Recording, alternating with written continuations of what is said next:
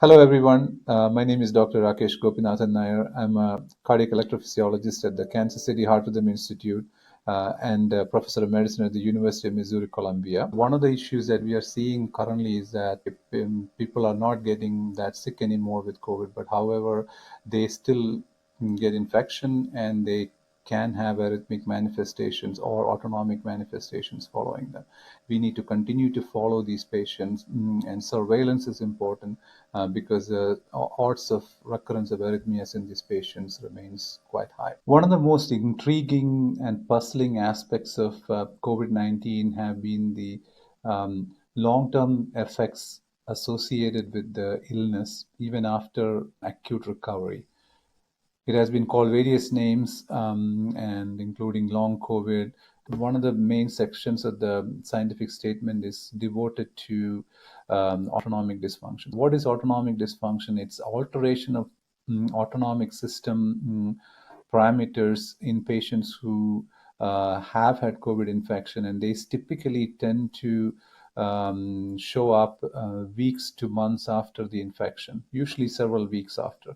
They usually develop fatigue, shortness of breath, overall feeling poorly.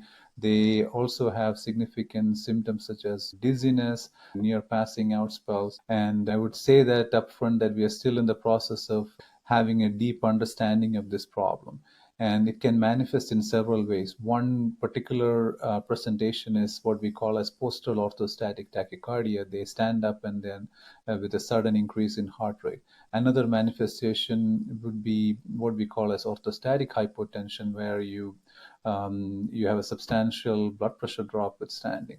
And there is also patients with inappropriate sinus tachycardia. There are also patients where you get significant symptoms of dizziness. The blood pressure remain same, and they don't have a whole lot of blood pressure drop or significant tachycardia. These myriad presentations are associated with them, and there is substantial fatigue, and all these symptoms together create poor quality of life for the patient, and sometimes it can be debilitating.